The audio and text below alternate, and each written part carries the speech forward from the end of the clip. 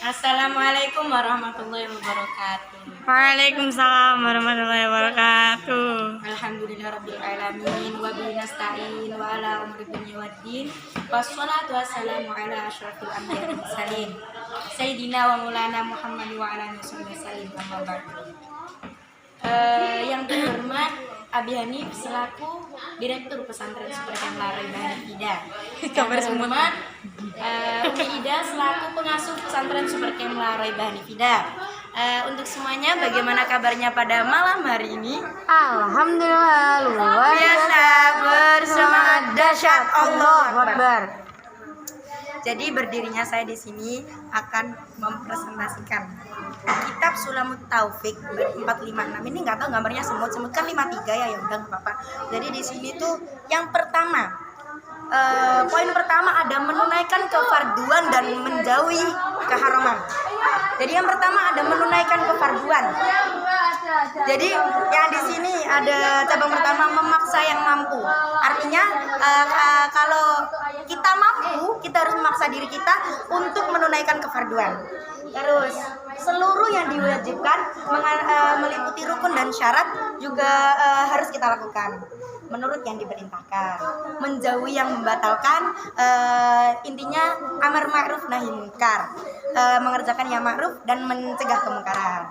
Terus yang kedua ada meninggalkan keharaman. Jadi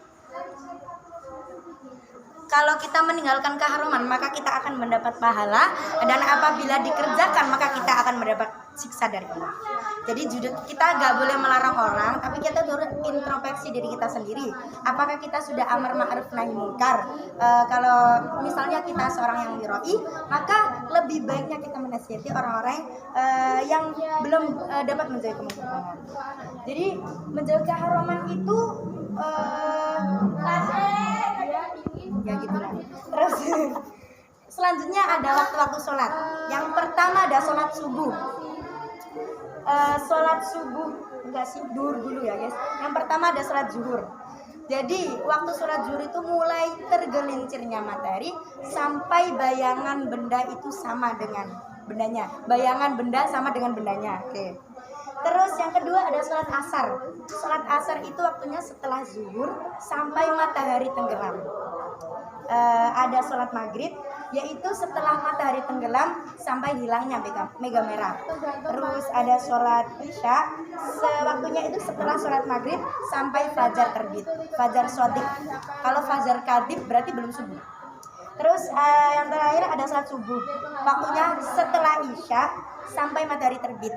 Jadi kalau misalnya matahari itu terbit, berarti kita sholat duha, oke? Terus Duha? Iya kan? Terus di sini ada kewajiban para wali. Yang pertama ada pemimpin dan penguasa. Jadi yang pertama pemimpin rumah tangga. Kepala rumah tangga. Jadi di sini ada poin. Masih intinya itu ada orang tua. Jadi orang tua tuh harus membimbing anaknya. Kewajiban mereka itu mengerjakan sholat. Jadi umur 7 tahun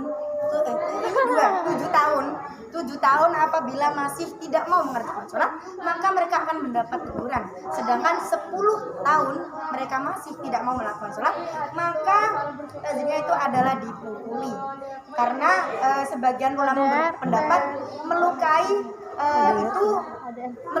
luka itu adalah hal yang paling faedah untuk sisi anak. Jadi anak-anak yang umur 7-10 tahun itu disebut sudah tamyiz. Tamyiz itu sebagian ulama ada yang mengatakan sudah mampu makan, minum dan bersuci. Ada juga yang udah tahu kanan kiri, tahu arah. Ada juga yang mengatakan sudah mampu menjawab pertanyaan. Ya gitu ya. Itu tamyiz atau intinya yang sudah bisa membedakan antara yang hak dan yang batil. Oke. Jadi ya di sini